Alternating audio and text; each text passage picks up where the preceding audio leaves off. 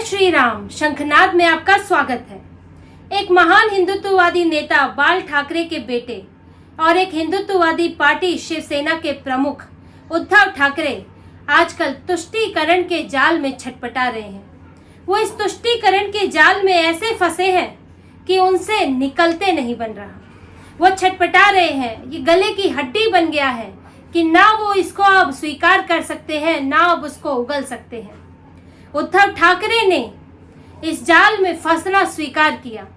जैसे कि चिड़ियाएं एक जाल पर पड़े हुए दाने को खाने आती हैं, उन्हें लगता है उनका पेट भरेगा, कुछ मिलेगा। जैसे ही वो उस जाल पर बैठती हैं तो वो जाल उन्हें दबोच लेता है। उसके बाद वो कितना भी छटपटाएं तो वो उससे निकल नहीं पाते। और उद्धव ठाकरे भी इस तुष्टीकरण के जाल में जो सत्ता के दाने बिखरे थे, उन दानों को चुगने के लिए आ गए और इस जाल में फंस गए। उन्हें बड़ा भाई बनना था, उन्हें मुख्यमंत्री बनना था, उन्हें महाराष्ट्र में एक बड़ी पार्टी दिखना था, बड़ा नेता दिखना था। लेकिन यहाँ आकर उनके हाथ, ना तो उनके हाथ लगा जो वो बड़े भाई बनना चाहते थे, ना तो उनकी ये मंशा पूरी हुई, ना तो उन्हें सम्मान मिला, और ना ही वो अपने हिंदुत्ववादी एजेंडे पर अपने हिंदू वोटर्स के साथ खड़े हो पाए। और उद्धव ठाकरे आज इस घुटन को महसूस कर रहे हैं, आज इस जाल को वो महसूस कर रहे हैं कि वो कहाँ फंस गए हैं। हर एक मुद्दे पर, हर एक मसले पर वो ये महसूस करते हैं, उनको ये छटपटाहट दिखती है। हर एक मुद्दे पर, हर एक राजनीतिक मसले पर उनकी ये छटपटाहट दिखती है कि वो इस पर क्या बोले, इस पर वो कैसे अपने जो पार्टी, उनका जो पार्टी का उद्देश्य है, जो उनकी पार्टी की विचारधारा है, उस विचारधारा के अनुरूप कैसे बोले। उन्हें बार बार हिंदू हितों से समझौता करना पड़ता है। वो हिंदू जो उन्हें आज तक सत्ता पर पहुंचाते रहे, जो उन्हें इतना सम्मान देते रहे, जिन्होंने शिवसेना को सराखों पर बिठाया, आज उन्हीं हिंदुओं के हितों से उद्धव ठाकरे समझौता करते हैं और किसका साथ देते हैं? तुष्टीकरण वालों का। और उद्धव ठाकरे आज परेशान हो चुके हैं क्योंकि उनका हाल ऐसा है कि न माया मिली न राम। उनको यहाँ महाविकास अघाड़ी में आकर कुछ भी हाथ नहीं लगा है और अब उनकी विचारधारा से भी समझौता करते करते उनकी पार्टी, यहाँ तक कि वो खुद एक कंफ्यूज विचारधारा में आ गए हैं। वो बार बार इसका सामना करते हैं, चाहे राम मंदिर का मामला हो, चाहे अभी छत्रपति शिवाजी महाराज की मूर्ति टूटने का मामला हो, चाहे वक्फ बोर्ड का मामला हो, चाहे अजान का मामला हो। जो उद्धव ठाकरे हैं वो कभी भी स्पष्ट तौर पर कोई पक्ष नहीं ले पाते। अभी हाल ही के मामले की बात करते हैं। सिंधु दुर्ग में छत्रपति शिवाजी महाराज की मूर्ति गिरी, जिस पर उद्धव ठाकरे ने, जो सरकार है, महाराष्ट्र सरकार है, उसका विरोध किया। बीजेपी सरकार, शिंदे सरकार का विरोध किया और एक महाविकास अघाड़ी ने एक रैली निकालने की बात कहती। जूते मारो आंदोलन, वो 1 सितंबर को ये रैली निकालेंगे मूर्ति गिरने के विरोध में। उनका आरोप है कि भ्रष्टाचार हुआ है, कमियां बरती गई है। लेकिन अब उद्धव ठाकरे ने रैली की घोषणा तो कर दी, लेकिन उससे पहले पीएम मोदी ने अपनी रैली में जो बात कही, अब उद्धव ठाकरे के सामने मुश्किल ये हो गई है कि उस बात के बाद वो कांग्रेस और एनसीपी के साथ खड़े कैसे हो, कांग्रेस के नेताओं के साथ वो चले कैसे, रैली में जाए कैसे। ये उद्धव ठाकरे के लिए मुश्किल बन गई है। पीएम मोदी ने क्या कहा? उन्होंने छत्रपति शिवाजी महाराज की मूर्ति गिरने को लेकर माफी मांगी। उन्होंने कहा कि वो हमारे लिए सिर्फ महाराज नहीं, हमारे लिए आराध्य हैं, हमारे लिए देवता हैं, भगवान हैं, तो मैं उनके चरणों में गिरकर उनसे माफी मांगता हूँ। लेकिन आप उन लोगों के लिए क्या कहेंगे जो लोग भारत के स्वतंत्रता सेनानी, धरती के पुत्र, महाराष्ट्र के लाल वीर सावरकर को लेकर अपमानजनक बातें कहते हैं? उन लोगों को क्या कहेंगे जो वीर सावरकर को गालियां देते हैं और उसके बाद भी माफी नहीं मांगते? राहुल गांधी जब भारत जोड़ो यात्रा में आए थे तो उन्होंने वीर सावरकर को लेकर अपमानजनक बातें कही थी, जबकि उनको ये कहा गया था, शिवसेना ने कहा था, उद्धव ठाकरे ने कहा था कि आप वीर सावरकर पर बयान देने से बचना, क्योंकि महाराष्ट्र है और वीर सावरकर कर वहां अपमान करना ये उनके लिए अच्छा नहीं हो सकता। लेकिन राहुल गांधी का तो अपना एजेंडा है, वो तो उसके हिसाब से उन्होंने बोला। और क्योंकि वो उद्धव ठाकरे को एक बहुत छोटा सा नेता समझते हैं, राहुल गांधी खुद को राष्ट्रीय स्तर का नेता समझते हैं, अब उद्धव ठाकरे के लिए वो क्यों वीर सावरकर पर बयान देने से बचेंगे? तो उन्होंने बयान दिया और तब भी उद्धव ठाकरे मुश्किल में पड़ गए थे। अब उनको सफाई देते नहीं बन रहा था कि वो राहुल गांधी का विरोध करें तो कैसे करें, क्योंकि वो तो उनके साथ ही में ही बैठे हुए हैं। अब वही राहुल गांधी की बात आज पीएम मोदी ने कह दी कि जो वीर सावरकर का अपमान करते हैं, अपमान करने पर पछताते भी नहीं है, माफी तो छोड़ दीजिए, आप उनका क्या करेंगे? हमारे संस्कार उनके जैसे नहीं है। लेकिन उद्धव ठाकरे उन लोगों के साथ खड़े हुए हैं जो वीर सावरकर का अपमान करते हैं। पीएम मोदी ने इशारों इशारों में ये बात कह दी और उद्धव ठाकरे अब इस बात से परेशान है कि वो वीर सावरकर का अपमान करने वालों के साथ अब मंच साझा करेंगे, अब चुनाव भी लड़ेंगे।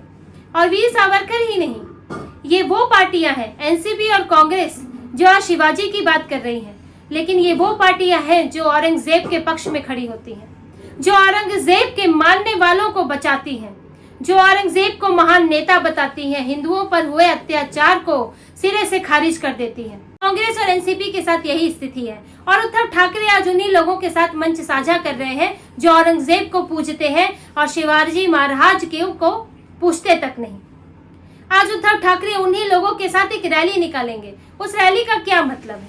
उद्धव ठाकरे की बात समझ आती है क्योंकि वो हमेशा इस पक्ष में खड़े रहे, हिंदुत्ववादी नेता रहे, शिवाजी महाराज को भगवान की तरह पूजा। लेकिन उन दो पार्टियों के साथ जिनके लिए शिवाजी महाराज का कोई मतलब ही नहीं, उन पार्टियों के साथ खड़े रहकर वो क्या विरोध करेंगे? अब उद्धव ठाकरे की समस्या ये है कि उन्हें बार बार अपनी विचारधारा से समझौता करना पड़ रहा है। हालांकि ये उन्हें पहले सोचना चाहिए था, पर अब हकीकत सामने आ गई और इसीलिए उद्धव ठाकरे के लिए बार बार ये मुश्किल खड़ी होती है। इससे पहले वक्फ बोर्ड का मसला हुआ, उद्धव ठाकरे के सांसद गायब हो गए संसद से, ना उन्होंने पक्ष में बात रखी ना उन्होंने विपक्ष में बात रखी। जबकि उद्धव ठाकरे जिस विचारधारा से है, उनका जो कार्यकर्ता है वो किस बात से उत्साहित होता है, उनका कार्यकर्ता क्या चाहता है? उनका कार्यकर्ता चाहता है हिंदुओं के साथ न्याय हो, उनके मुद्दे उठाए जाएं। वक्फ बोर्ड ने इतनी जमीनों पर कब्जा किया हुआ है, उनमें हिंदुओं की भी जमीन है, लेकिन उद्धव ठाकरे अपने मुद्दे पर बोल नहीं पा रहे हैं। ये उद्धव ठाकरे के लिए विचारधारा के स्तर पर और राजनीतिक स्तर पर बेहतरीन मौका था कि वो वक्फ बोर्ड के खिलाफ बोलते, लेकिन वो बोल नहीं पाए। और हालात ये हो गई कि मुस्लिम नेता उनके घर के आगे प्रदर्शन कर रहे हैं कि हम आपको वोट देते हैं, आप वक्फ बोर्ड का विरोध कैसे कर सकते हैं, आप संसद से चले कैसे गए? अब उद्धव ठाकरे के ये हाल हो गए हैं कि मुस्लिम नेता मातोश्री के आगे विरोध प्रदर्शन कर रहे हैं। सोचिए अगर बाला साहेब ठाकरे होते, क्या किसी की हिम्मत होती? क्या वहां से भटकने की भी हिम्मत होती किसी की? लेकिन उद्धव ठाकरे इतना नीचे गिर गए हैं और ये एहसास उन्हें हो रहा है, पर वो तो छटपटा रहे हैं। इससे पहले जब अजान का मसला आया था कि अजान की आवाज उतनी तेज नहीं होनी चाहिए, अपने ही प्रीमाइसेस में बजनी चाहिए, उस पर राज ठाकरे बढ़ चढ़कर सामने आए। उन्होंने अजान के समय पर उनके जो कार्यकर्ता है उन्होंने हनुमान चालीसा बजाई और ये मुद्दा बड़े स्तर पर महाराष्ट्र में उठा। लेकिन उद्धव ठाकरे वो कुछ नहीं कर पाए, वो कुछ नहीं बोल पाए, क्योंकि उनके ऊपर तुष्टीकरण का ताला लगा था। उसके बाद श्री राम मंदिर का मामला आया तो उद्धव ठाकरे वहां नहीं गए, जबकि बाला साहेब ठाकरे ने से जब उनसे एक इंटरव्यू में सवाल हुआ था कि क्या बाबरी मस्जिद तोड़ने में शिव सैनिकों का हाथ था, तो उन्होंने छूटते ही कहा, उन्होंने सीधे ही कहा कि शिव सैनिकों का हाथ नहीं, उनकी लात थी और कभी दोबारा जरूरत पड़ी तो मैं चाहूंगा कि शिव सैनिक इसी तरह से आगे आए। ये वो बाल ठाकरे थे और आज उन्हीं के बेटे उद्धव ठाकरे आज राम मंदिर में पूजा करने नहीं गए, प्राण प्रतिष्ठा को एक राजनीतिक इवेंट कह दिया। ये उद्धव ठाकरे की स्थिति है कि वो अपनी विचारधारा से अब पीछे हटते जा रहे हैं। और देखिए उनके लिए मुसीबत ये इसलिए भी बन गया है क्योंकि वो जिन पार्टियों के साथ है वो पार्टियां तो अपने मुद्दों पर खुलकर बोलती हैं, लेकिन उद्धव ठाकरे की जबान बंद हो जाती है क्योंकि वो उनसे बिल्कुल अलग है। जब इन लोगों ने गठबंधन बनाया था, जब उद्धव ठाकरे बीजेपी को छोड़कर गए थे, तब चुनाव नहीं था, तब चुनाव जीते थे। आपको अपना आधार नहीं बढ़ाना था, आपको कुछ साबित नहीं करना था, तब आपने तुरंत गठबंधन कर लिया। आपने सोचा नहीं कि आगे क्या होगा, आप सत्ता के नशा, सत्ता के लालच में थे आप। लेकिन अब आपको चुनाव लड़ना है, आपको साबित करना है कि मैं सबसे बड़ी हिंदुत्ववादी पार्टी हूँ, मैं हिंदुओं के हितों का ख्याल रखता हूँ।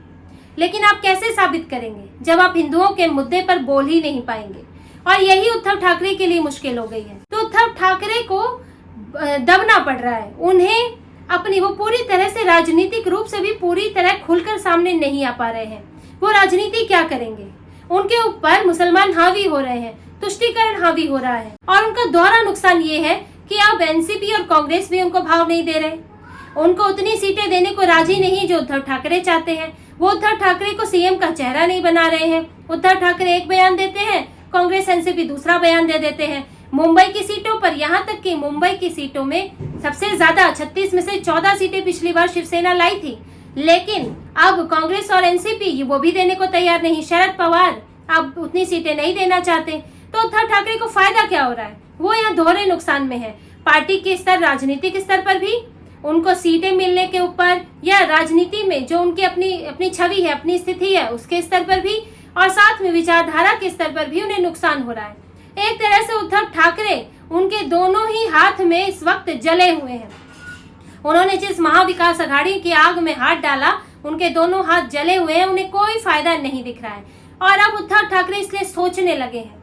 उन्होंने ये बात मीटिंगों में भी कही है कि उनको इसमें आने का फायदा क्या है, और उन्हें सोचना पड़ेगा कि अब वो इसमें रहें या नहीं रहें। उद्धव ठाकरे और उनके नेताओं की जुबान पर ये बात आने लगी है, और अंदर खाने तो ये बात जोरों से उठ रही है। उसके नेता ये साफ साफ कह रहे हैं कि यहाँ रहने का फायदा नहीं है, हम अपनी विचारधारा के अनुरूप बोल ही नहीं पाते, तो हमारे कार्यकर्ताओं में जोश और उत्साह आएगा कहाँ से? और इसकी वजह से अब जो एकनाथ शिंदे अलग हुए हैं, वो इनके वोट बैंक ले जाते हैं, क्योंकि वो खुलकर शिवसेना की विचारधारा पर बोलते हैं। तो इसीलिए अब ये टूट फूट होने लगी है। शिवसेना में ये बात कही जा रही है कि अब अघाड़ी में रहने का कोई फायदा नहीं है, और आपको जल्द से जल्द कोई ना कोई विकल्प तलाशना चाहिए। या आप बीजेपी के साथ जाएं, या फिर आप अकेले चुनाव लड़े, अपने दम पर साबित करके दिखाएं। और उद्धव ठाकरे इस पर विचार भी कर रहे हैं। वो कहने को तो कह ही चुके हैं, और आगे हो सकता है कि वो इसे लेकर कोई फैसला लें, क्योंकि अब बात बहुत बढ़ चुकी है। पहले तो सिर्फ विचारधारा की बात थी, सिर्फ हिंदू हित की बात थी, जो डायरेक्ट उनसे नहीं जुड़ी थी। लेकिन अब बात है उनकी अपनी, क्योंकि जिस सम्मान के लिए आए थे अब वो भी नहीं मिल रहा है। कांग्रेस सर्वे कराकर उनको 30 से 32 सीटें देती है। इससे ज्यादा अपमान उद्धव ठाकरे का क्या होगा? इसलिए उद्धव ठाकरे अभी सोचने पर मजबूर है कि उन्हें क्या करना है, और आने वाले समय में विधानसभा चुनाव से पहले संभव है कि वो इस संबंध में कोई बड़ा फैसला ले लें। तो इसी तरह की और खबरें और विश्लेषण आपके लिए लाते रहेंगे। हमसे जुड़े रहिए, सब्सक्राइब कीजिए, कमेंट कीजिए। बहुत बहुत धन्यवाद। जय श्री राम।